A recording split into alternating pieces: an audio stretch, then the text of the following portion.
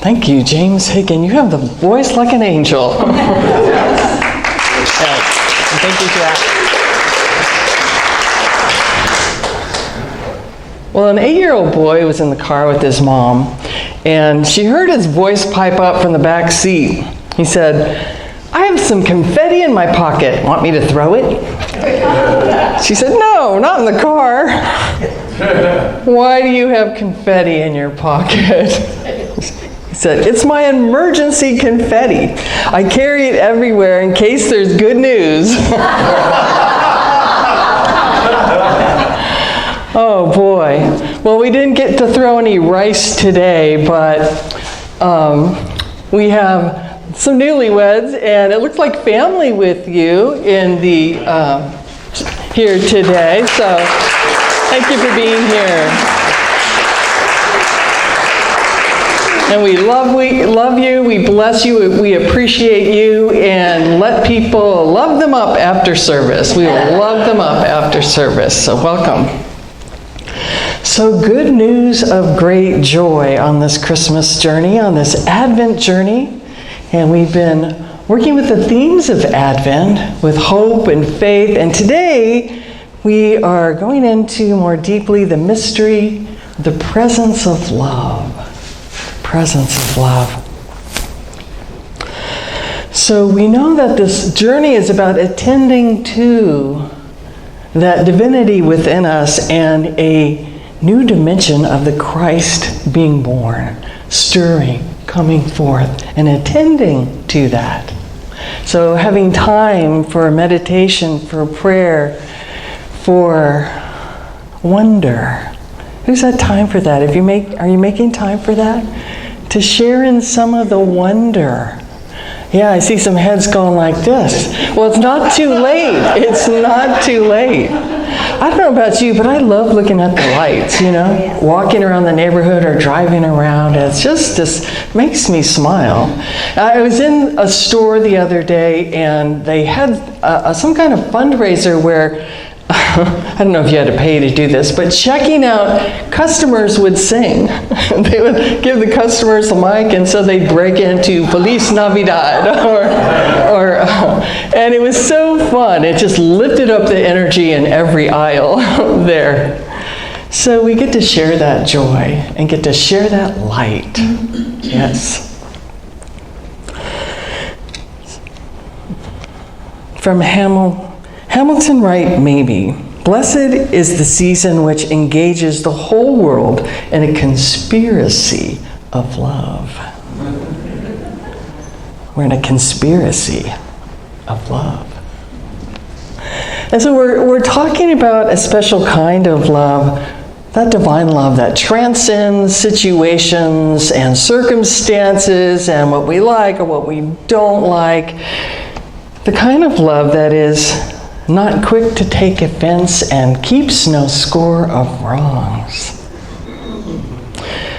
So the Christmas story reminds us that we are all part of this greater story of love being birthed in humanity.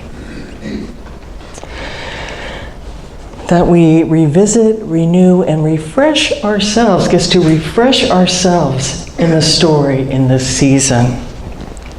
So the invitation for contemplation this week is to ask ourselves, how am I being called to grow in love? Have you asked yourself that lately? How am I being called to grow in love?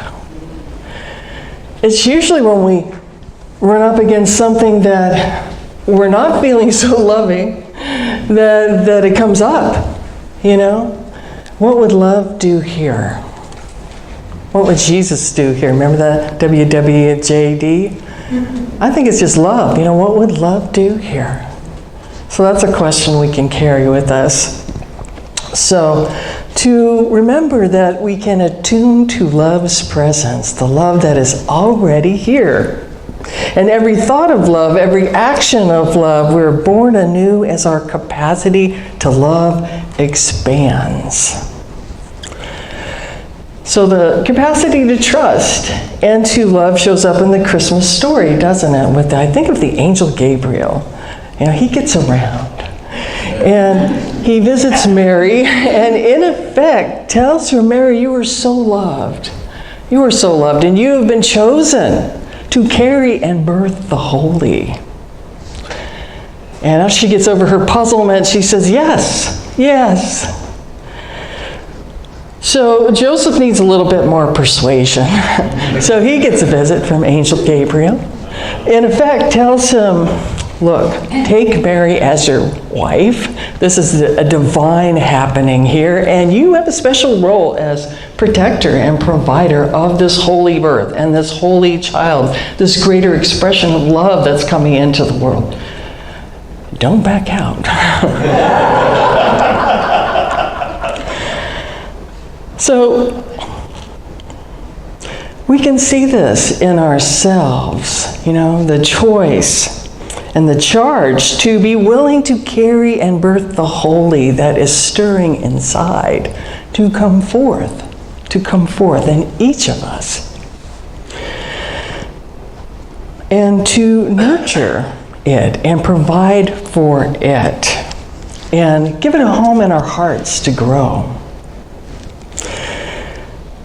So Mary and Joseph reflect aspects within ourselves. Metaphysically, Mary represents that place within of pure receptivity to all the good that God has for us, even if it means great change. That's our capacity to have great trust, even in the midst of change, for what we're called to do. And Joseph represents the intellect that can sometimes argue with the greater wisdom of spirit, but has the ability to see and understand and cooperate with that higher vision. If you had that little scenario in your head, that receptive part says, yes, yes, yes, spirit says yes, and the intellect says, What about? But it has the ability to understand and cooperate with that higher vision and spirit. So we live in a time when we're called to love greatly. Right? I'm called to love greatly and be present to life in ways that maybe we haven't before. Be present to change in ways that maybe we haven't before. So stretching our capacity to love. So last week we talked about peace and finding our shelter, our comfort, even amidst the storms that may be. And finding our center. And we know that is one new thought away. One new thought. Because inner peace is a full-time job, isn't it?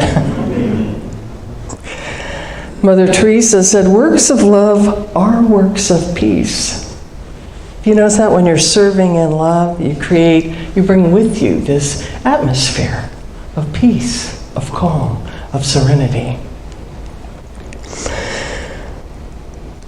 So our acts of love are the light we leave behind. It's like invisible confetti, a blessing.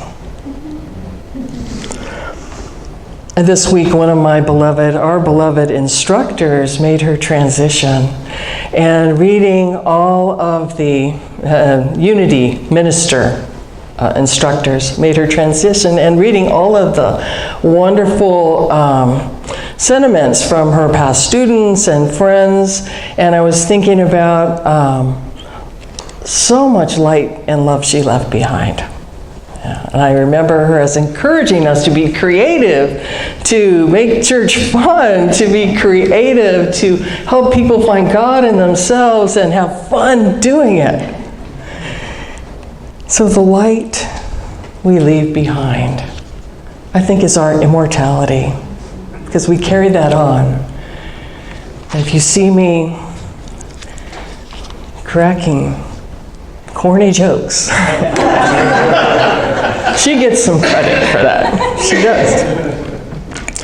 And as I was up there, I was shaking the presents. Did you do that when you were a kid? Shake the presents? And I noticed that, I don't know if you can see it, the tree has been giving me some glitter confetti, so it's all connected. I came across this reminder from D. Niven. Your life has purpose and meaning. Nothing would be the same if you did not exist. Every place you have been and everyone you have ever spoken to would be different without you. Think of the movie It's a Wonderful Life. You have touched so many people and will continue to touch so many people with your light. So God is love, and God's love expresses through people. And isn't that fun when we do it? It feels good, right? We feel our own light turning up the wattage.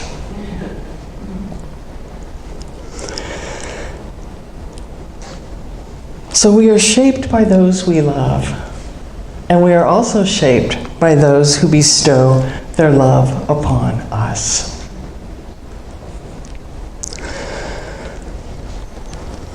And so when we remember there is enough love in every moment, that if we're not feeling it, there's some kind of obstacle in the way.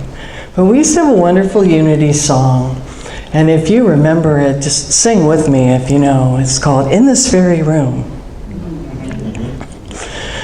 In this very room, there's quite enough love for all of us. In this very room, there's quite enough joy for all of us. And there's quite enough hope, quite enough power to chase away any gloom or spirit. Sweet Spirit is in this very room.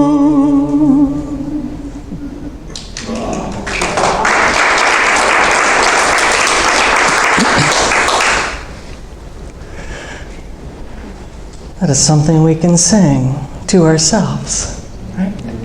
Wherever you go, in this very room, there is enough love. So it takes being aware to love's presence, being present. I noticed on my drive today, about an hour north, it was pounding rain. I usually like to put on music and just kind of groove with but no, I had to be so present. So present.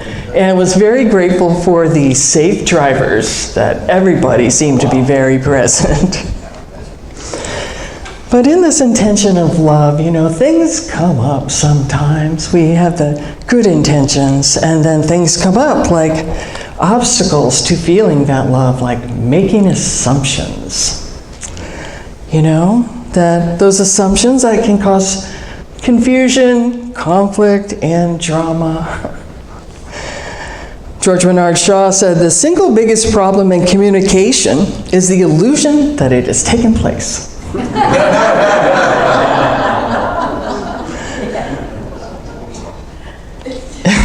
As one friend said, I get my best exercise jumping to conclusions.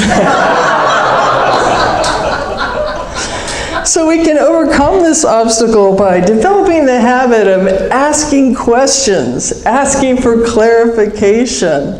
Is this what you meant? This is what I thought you meant. Is this what you meant? And the answer may surprise you sometimes. So developing that habit. Another obstacle that can come up is ignoring healthy boundaries. Oh yes, I see that kind of resonates a little bit. With others, saying yes when you want to say no.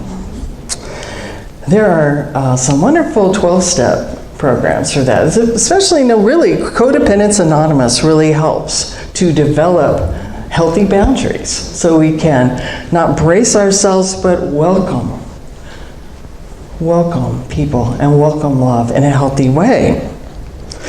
I saw this too, that it's a good reminder that walls keep people out, but boundaries show them where the open door is.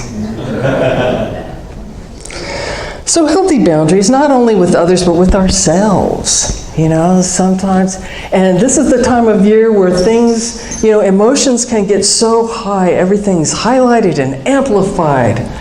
So, developing the habit to listen more when the body says, you don't need to keep pushing, you need some rest, go have a healthy meal, instead of, oh, we'll just ignore all that.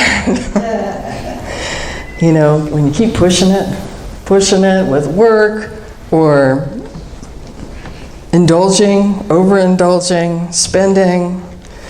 So let's face it, when we're tired or not feeling well, it's really hard to be loving, isn't it? If when we're not giving ourselves the nurturing that we need first.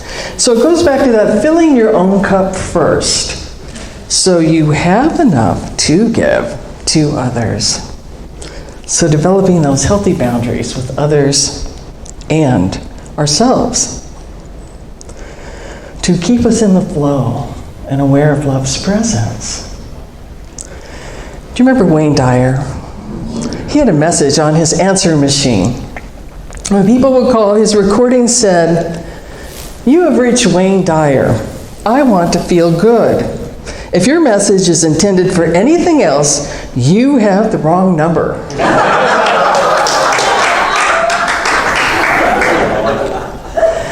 Finding that balance, right, in mind, body, and spirit. And those little things, too. Another obstacle is that we can overcome when we find ourselves unwilling to forgive. And to know that this obstacle dissolves when we just have even the smallest willingness to forgive. It creates the openness for more love to flow, for the healing to occur. And this includes forgiving ourselves. We can pray, as David did in the 51st Psalm. Create in me a clean heart, O God, and renew a right spirit within me. So love was at the heart of Jesus' ministry, right? Love for God, love for self, love for others. And this is the unconditional kind of love that gives for the joy of giving, that loves for the joy of loving, expecting nothing in return. And we know that that which we love, we attend to, we take care of, we make room for it, we make it a priority in our lives. We give it our thought, our care, our kindness. So loving God, self, and others, stretching in that capacity, what does that look like for you? That could be something to take into prayer this week and see what comes as a result of asking that question. How am I being asked to grow in love?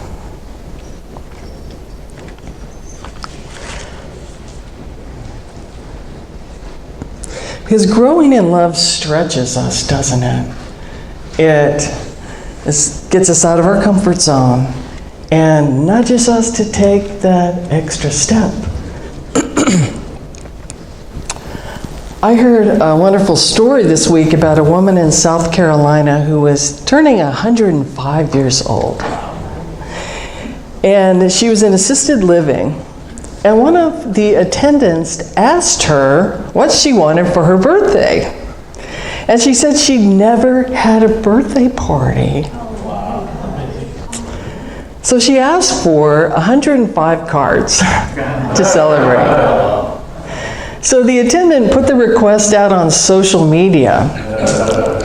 And the birthday girl received from all around the country. I think I have a picture of her here.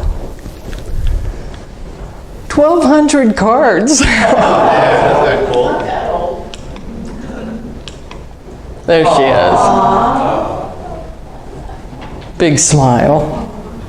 Yeah. So we grow in love and we stretch, right? Give more than we think we can give. Give when we think we have nothing to give, but we always have something to give. Whether it's a prayer, a smile, a kind thought, a well wish, something that nurtures, that brings joy and peace.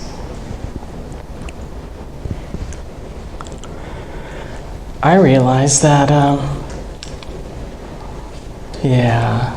I love that picture. The kids sharing. So we always have something to give, whether it's a carrot, an orange, some glitter. If you shake my hand today, you might get some here. And kind thoughts tossed like invisible confetti getting everywhere. So let us close with prayer. So we say, thank you, loving Spirit, for this journey of light. And as we approach Christmas Day, let us remember that we are each living in the advent of birthing the holy, of birthing the truth of who we are. And so may we remain receptive to love's presence and movement in our hearts, our minds, and in our lives and around us, as we allow it to shine within and from us, dispelling the darkness and bringing the light of peace. Amen.